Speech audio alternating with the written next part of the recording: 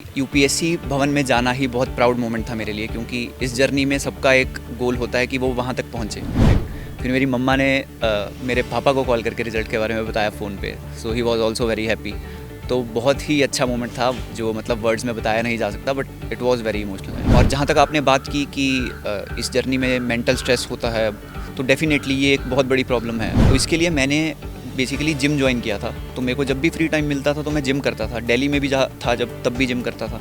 जब घर आता था तब भी जिम करता था। सबसे पहले तो जब मैं वहाँ गया तो उन्होंने मंडी की ही स्पेशल चीज़ें मुझसे पूछी, जिसमें मैंने महाशिवरात्रि के बारे में बताया, मंडी की फूड क्यूजीन धाम के बारे में बताया। डेफिनेटली आजकल के इंडिया के यूथ में बहुत सारी प्रॉब्लम्स फेस होती है। फॉर एग्जांपल जैसे आपने कहा कि मोबाइल की डिस्ट्रैक्शन, देन ड्रग्स का बहुत इशू है। हिमाचल में ही ड्रग्स का बहुत इशू है। तो इसके लिए आपको सबसे पहले तो अपनी फैमिली के बारे में सोचना चाहिए। सोशल मीडिया पे भी आजकल करियर बन रहे हैं। जिसके पास स्किल्स है वो सोशल मीडिया तक पे करियर अपॉर्चुनिटीज़ ढूंढ रहा है। तो अपने स्किल्स पे काम करिए, चाहे वो छोटी से छोटी स्किल हो, चाहे जैसी भी स्किल हो। Be confident about your self and work on a particular skill.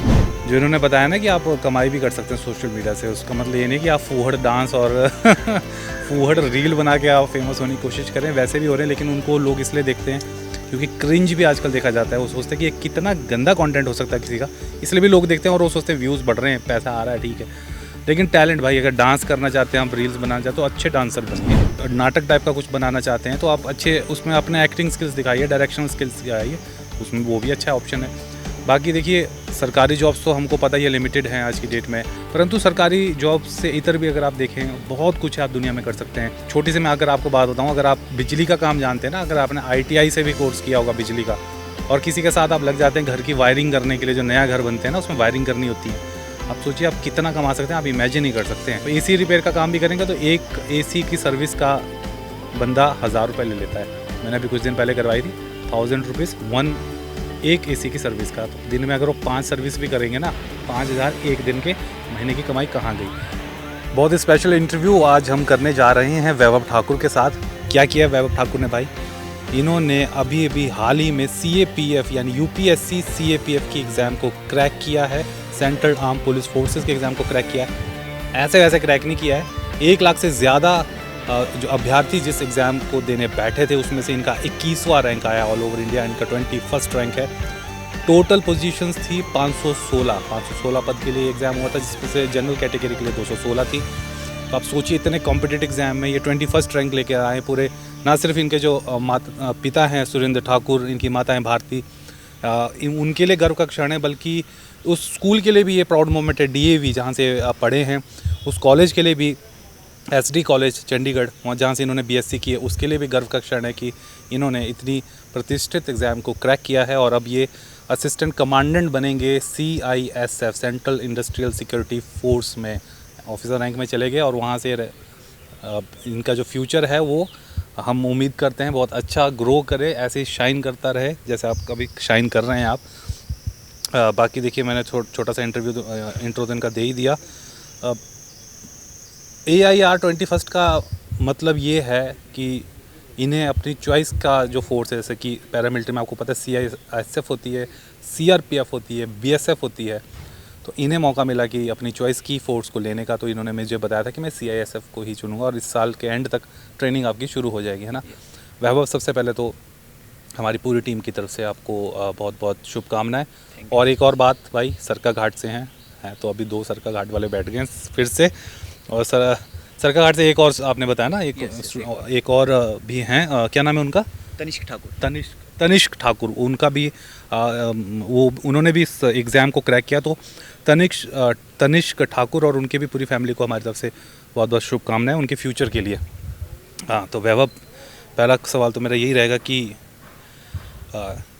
आप पिछले 4 सालों से एग्ज़ाम्स की तैयारी करते UPSC की। हाँ, मैं और बताऊँ, इनका अभी IAS का भी अटैम्प्ट रह गया है। तो हो सकता है भाई कल को कहीं IAS क्रैक करके तो फिर इंटरव्यू लेना पड़ जाए। तो फ़िलहाल जो अचीवमेंट है वो भी बहुत बड़ी अचीवमेंट है इनके लिए, इनकी फैमिली के लिए, सबके लिए। तो वैभव, जब रिज़ल्ट आया, कहाँ देखा और क्या रिएक्शन था उस वक्त? तो 13 जून को ये रिज़ल्ट आया था बेसिकली, और शाम को, सुबह से हम रिज़ल्ट का वेट कर रहे थे, मैं और मेरे दोस्त सब जिन्होंने एग्ज़ाम दिया था। शाम के 6-7 बजे के अराउंड मुझे लग रहा था कि आज रिज़ल्ट नहीं आएगा, तो मैं जस्ट हल्की सी नैप लेने जा रहा था या फिर सोने जा रहा था। तभी मैंने देखा कि टेलीग्राम एक ऐप है जहाँ पे हम दोस्त कनेक्टेड है, वहाँ पे बहुत सारी नोटिफिकेशंस एकदम से आने लग गई, और जो मेरे दोस्तों का ग्रुप था जहाँ मैं एडिड था, वहाँ पे मुझे कॉन्ग्रेट्स और ऐसे सब मैसेज दिखने स्टार्ट हो गए थे। तो पहले मैंने खुद वेबसाइट पे जाके चेक किया, एक बार कंफर्म किया। जब लिस्ट ओपन की तो मुझे अपना नाम सर्च नहीं करना पड़ा, क्योंकि वो फर्स्ट ही पेज पे था। सो वो बहुत एक मतलब इमोशनल मोमेंट था। फिर मैंने अपने दोस्तों को वही ऑफिशियल साइट भेजी, उनको बोला कि कंफर्म करो इफ़ दिस इज़ रियल और नॉट। फिर उन्होंने कंफर्म करके बताया, तो मैंने आपको मतलब अपनी आंखों पे भरोसा नहीं हो रहा था? हाँ जी बिल्कुल, और थोड़ा वो इमोशनल मोमेंट भी था। अकेले मैं उस टाइम रूम में अकेला था मैं अपने, और फिर मैंने उसको चेक किया, 5-10 मिनट उसको चेक करने में लिए। उसके बाद मैं अपने मम्मा और अपनी बहन के पास गया, उन्हें रिज़ल्ट के बारे में बताया, वो भी बहुत खुश थे। अपनी नानी को रिज़ल्ट के बारे में बताया, वो बहुत खुश थे। सब घर पे थे उस टाइम। फिर मेरी मम्मा ने मेरे पापा को कॉल करके रिज़ल्ट के बारे में बताया फ़ोन पे। So he was also very happy. तो बहुत ही अच्छा मोमेंट था, जो मतलब वर्ड्स में बताया नहीं जा सकता, but it was very emotional. I mean okay, तो क्या रिएक्शन था सबसे पहले जब मॉम को आपने बताया और जब पापा को बताया, व्हाट दे सेड, क्या बोला उन्होंने? बहुत ही खुश थे, मतलब उन्होंने मुझे हग किया, सभी फैमिली वालों ने। और मतलब कोई वर्ड्स नहीं थे इस चीज़ के लिए, क्योंकि बहुत सालों से मेहनत चल रही थी, और जब इसका मिला फल तो बहुत अच्छा लगा, सबको बहुत अच्छा लगा। सो सब बहुत खुश थे। लगभग एक हफ्ता हो गया आपके रिजल्ट को आए हुए? हाँ जी, हाँ जी, एक हफ्ता। और एक हफ्ता पहले मैं बताऊं, इनका एकदम से सोशल मीडिया पे हम देख रहे थे, हाँ, हर जगह इनको कॉन्ग्रेचुलेशंस के मैसेज। जो सुरेंद्र जी हैं वो मेरे फेसबुक फ्रेंड भी हैं, ऐसे भी हम लोग मिलते रहते हैं। तो उन्होंने भी जैसे जब ये डाला था तो उस पर भी काफ़ी ज़्यादा लोगों ने, मतलब मैं उसमें असंख्य कमेंट थे। तो पूरे शहर को वैसे ही मालूम पड़ चुका था कि ऐसा ऐसा हुआ है, लेकिन इंटरव्यू के लिए थोड़ा समय था, बाहर थे। तो अब भाई आज के बैठे हैं हमारे साथ और अपना एक्सपीरियंस शेयर कर रहे हैं आपके साथ।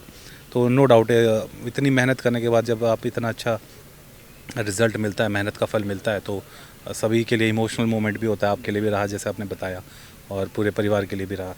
और ये चीज़ें जो होती हैं ना वैभव, ये इंस्पिरेशन भी देती हैं, जो एस्पिरेंट्स होंगे या कुछ और भी तैयारी कर होंगे ज़िंदगी में, वो भी देख के कि हाँ यार, हमारी ज़िंदगी में भी कुछ ऐसा पल आए, तो it inspires a lot of people, है ना। तो बहुत बहुत आपका फिर से आपको कॉन्ग्रेचुलेशंस। तो मेरा सेकंड क्वेश्चन है, क्या पैटर्न रहता है इस ये जो एग्ज़ाम आपने दिया, क्या IAS IPS वाला ही पैटर्न होता है या कुछ समथिंग डिफरेंट होता है इसमें? पूरा आप थोड़ा सा बताएं। सो ये एग्ज़ाम वही बॉडी करवाती है जो सिविल सर्विसेज करवाती है, दैट इज़ UPSC। इस एग्ज़ाम में 3 स्टेजेस होती है basically. The first stage is the written stage, where 2 exam होते हैं। पहला एग्ज़ाम ऑब्जेक्टिव एग्ज़ाम होता है, जहाँ पे MCQs आते हैं। उस ऑब्जेक्टिव एग्ज़ाम की अगर आपकी कट ऑफ क्लियर होती है, तो आपका दूसरा पेपर चेक होता है, जो सेम डे पे ही होता है basically, that is subjective exam. तो सब्जेक्टिव एग्ज़ाम का जो सिलेबस है, that is on the lines of civil services. उसमें आपका एस्से आता है, इंग्लिश आता है, थोड़ा GS बेस्ड आर्ग्यूमेंट्स आती है, कॉम्प्रीहेंशंस आती है, थोड़ा ग्रामर आता है। तो इन सब का मिक्सचर वो होता है। अगर आप इन दोनों एग्ज़ाम्स की क्यूमुलेटिव कट ऑफ क्लियर करते हैं, तो सेकंड स्टेज पे आपको जाने का मौका मिलता है, that is the physical stage. तो फिजिकल स्टैंडर्ड टेस्ट में आपका 800 metre test, 100 metre test, long jump and also the shot put test, ये सब होता है। उसके बाद आपका मेडिकल होता है। अगर आप वो दोनों चीज़ें क्लियर कर देते हो, तो आपका इंटरव्यू होता है, that is taken by the UPSC itself. तो लास्ट स्टेज इज़ इंटरव्यू, और उसके बाद मेरिट लिस्ट आ जाती है। क्या बात है, मतलब ये IPS और IAS उसमें वो फिज़िकल वाला पार्ट नहीं होता है, बट इसमें फिज़िकल वाला पार्ट होता है। ये चीज़ इसको बड़ा यूनिक बनाती है। बाकी जो सब्जेक्ट्स होते हैं वो सेम होते हैं। अगर आप तैयारी कर रहे हो UPSC की, तो आपको बेनिफिट मिलेगा इसमें भी? यस, मैं भी एक्चुअली सिविल सर्विसेज की तैयारी कर रहा था, और सिलेबस इसका सेम था उससे। जो सारे सब्जेक्ट्स है, history, polity, geography, science, environment, maths, तो वही सबसे सेम सब्जेक्ट्स इसमें भी थे। तो वो हेल्प किया मुझे इसमें। तो सिलेबस मोर और लेस सेम था इसका। कुछ विशेष आपने तकनीक अपनाई या कोचिंग ली? पढ़ने का क्या पैटर्न रहता था? कितने घंटे आप पढ़ाई करते थे दिन में? और कुछ और एक्टिविटीज़ भी करते थे? क्योंकि मैंने सुना है कि कई एस्पिरेंट्स हैं वो पढ़ते पढ़ते इतना ज़्यादा वो स्टक हो जाते हैं माइंड में ना, कि और वो जिसको कहते हैं ना कि मेंटल ब्लॉक, वैसा हो जाता है। तो वो भी अब मैं कई आर्टिकल पढ़ता हूँ कि जो एक्सपर्ट्स हैं वो कहते हैं कि आपको कुछ रिक्रिएशनल एक्टिविटीज़ भी साइड बाय साइड करते रहें। तो वैसा भी आपका कुछ बैलेंस था? तो मेरी इसकी जर्नी, पढ़ाई की जर्नी 2021 में शुरू हुई थी। मैंने 1 साल कोचिंग ली थी from an institute called Vajiram and Ravi. तो मैंने बेसिकली सिविल सर्विसेज के लिए कोचिंग ली थी। तो वहाँ से मेरा फाउंडेशन स्टार्ट हुआ था। उसके बाद 1 साल की कोचिंग के बाद मैंने सेल्फ स्टडी की है मेजरली। एंड इस एग्ज़ाम के लिए, CAPF के लिए, मैं एक इंस्टीट्यूट से जुड़ा था जो है गुरुकुल एकेडमी। उनके मेंटोर हैं अंकित चौधरी, जिन्होंने मुझे मेंटोर किया फॉर द CAPF। ये टेलीग्राम पे ही चलता है इंस्टीट्यूट, तो इट इज़ टेलीग्राम बेस्ड आपने बेसिकली। सिर्फ क्लासेस वाली स्टडी 1 साल ही की, उसके बाद आपका ये रहा मतलब घर से ही आपने पढ़ाई करी? यस, मैंने कोचिंग 1 साल ली, फिर थोड़े टाइम के लिए मैं दिल्ली रहा टेस्ट सीरीज़ वगैरह देने के लिए। वहाँ पे जो इंस्टीट्यूट्स थे उनकी मैंने टेस्ट सीरीज़ दी, तो सिविल सर्विसेज की प्रिपरेशन करते करते मेरी इसकी भी साथ में प्रिपरेशन हो गई। और जहाँ तक आपने बात की कि इस जर्नी में मेंटल स्ट्रेस होता है, तो डेफिनेटली ये एक बहुत बड़ी प्रॉब्लम है। फिज़िकली मेंटली दोनों बहुत स्ट्रेस होता है अगर आप देखें तो, क्योंकि बच्चे 8 से 10 घंटा तो ऑन एवरेज पढ़ते ही पढ़ते हैं। तो इसके लिए मैंने बेसिकली जिम ज्वाइन किया था, तो मेरे को जब भी फ्री टाइम मिलता था तो मैं जिम करता था। दिल्ली में भी था जब, तब भी जिम करता था, जब घर आता था तब भी जिम करता था। तो जब मुझे टाइम मिलता था, this was one recreational activity जो मैं करता था। हाँ जी। ये बहुत अच्छी बात बताई आपने। देखो जिम कर रहे हैं, कुछ भी करो यार, थोड़ा सा स्पोर्ट कर लो, कुछ चलो वीडियो गेम खेल तो वही खेल लो, कुछ ऐसा जो आपको उस पढ़ाई की जो आप बहुत ज़्यादा स्टडी करते हैं क्योंकि दिन में, उसे थोड़ा सा आपको रिफ़्रेश करे, इससे आपका ब्रेन भी शार्प रहेगा। और मैंने आपसे एक सवाल और पूछा था, कितने घंटे की आपकी पढ़ाई रहती थी? सर, इसमें मेरी स्ट्रेटजी थोड़ी डिफरेंट थी। मैं बेसिकली हर दिन के गोल सेट करता था, तो वो गोल्स ही डिसाइड करते थे कि मैं कितना टाइम के लिए पढ़ूंगा। तो अगर कोई मेरे जो डेली गोल्स है, अगर वो 12 घंटे ले रहे हैं तो मैं 12 घंटे देता था, और अगर कोई 5 घंटे ले रहा है तो 5 घंटे, बट ऑन एवरेज अगर आप देखें तो 8 से 10 घंटा ऑन एवरेज जाता था। हाँ जी। ओके। और गोल मतलब आपने ये सेट किया होगा कि ये सब्जेक्ट मैंने आज कंप्लीट करना है ना, उसको आप गोल कह रहे हैं। ओके। एग्ज़ाम्स दिया, चलिए वो MCQ होगा पहला, उसका सब्जेक्टिव आपने बताया, एंड देन फिज़िकल, और उसके बाद mains and then interview. Main part पे आते हैं अब इंटरव्यू पे, क्योंकि उससे रिलेटेड बड़े क्वेश्चंस होते हैं, क्योंकि बहुत कम एस्पिरेंट्स वहाँ तक पहुँच पाते हैं, और जो पहुँचते भी उनको भी जानने की इच्छा रहती है यार वहाँ क्या पूछा गया होगा, बेसिक क्या पूछते हैं, वो कैसा माहौल रहता है, कि सेम IAS वाला पैटर्न रहता है कि आपको वहाँ 5-6 बंदे होंगे, या क्या रहता है, पूरा बताओ पहले। तो पहली तो ये बात है कि UPSC भवन में जाना ही बहुत प्राउड मोमेंट था मेरे लिए, क्योंकि इस जर्नी में सबका एक गोल होता है कि वो वहाँ तक पहुँचे।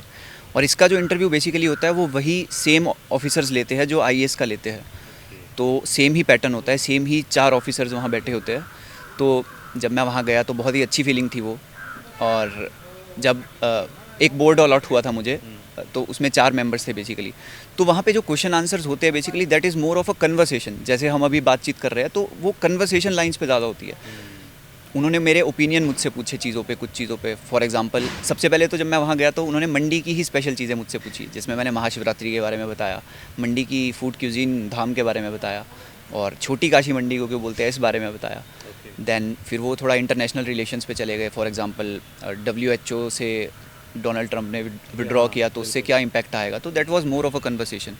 उसके बाद मेरा स्पोर्ट्स बैकग्राउंड रहा है क्रिकेट में, तो क्रिकेट पे बहुत ज़्यादा फोकस रहा उनका, तो क्रिकेट के बारे पे बातें चली, और हिमाचल के बारे में बातें चली। यहाँ पे जो डिज़ास्टर्स होते हैं, क्यों होते हैं, कैसे होते हैं, उस पर क्या एक्शंस लिए जा रहे हैं गवर्नमेंट द्वारा।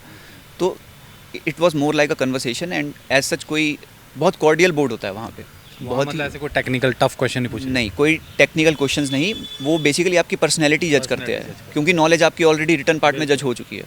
तो वो आपकी पर्सनैलिटी, आपका कॉन्फिडेंस, आप कैसे लीडर आगे जाके बनेंगे, वो सब चीज़ें वो चेक करते हैं बेसिकली। तो बहुत ही अलग फीलिंग होती है वो, और वो हमेशा मतलब ज़िंदगी भर मैं याद रखूँगा वो कन्वर्सेशन सारी।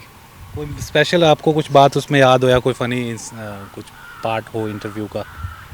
एक फ़नी पार्ट जहाँ पे सब मतलब बहुत ही लाइट सा माहौल हो गया था, दैट वाज कि उन्होंने जब मेरा फॉर्म देखा तो दे वर वेरी क्यूरियस कि मैं नॉन मेडिकल बैकग्राउंड से आता हूँ, एंड दे आस्क्ड मी कि आप नॉन मेडिकल बैकग्राउंड से आते हो पर आपने बायोकेमिस्ट्री क्यों लिया है, जो कि एक मेडिकल सब्जेक्ट है इन योर ग्रेजुएशन। तो उसका मैंने बहुत ही एक ऑनेस्ट आंसर दिया था कि जिस कॉलेज में मैंने एडमिशन ली थी, for the genuine reason for taking admission was because of its very good sports ecosystem.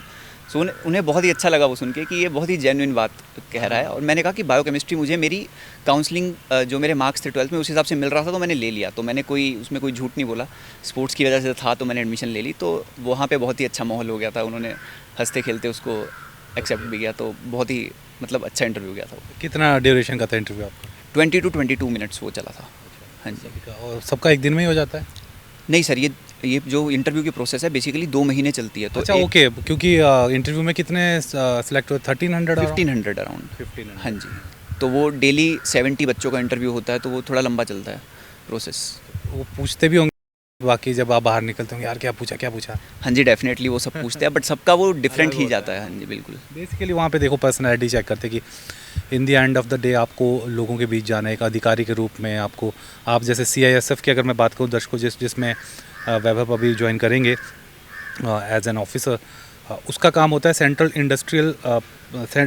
Industrial security force. तो आपने देखा होगा एयरपोर्ट पे जो जिनके पास सुरक्षा का जिम्मा होता है वो CISF के होते हैं।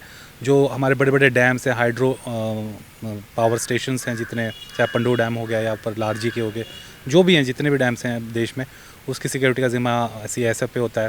जो परमाणु संयंत्र हैं हमारे जहाँ परमाणु बॉम्ब्स रखे होते हैं, या फिर परमाणु की जो साइट्स हैं जहाँ पे बिजली उत्पन्न होती है, उसका जिम्मा भी इनके पास ही होता है।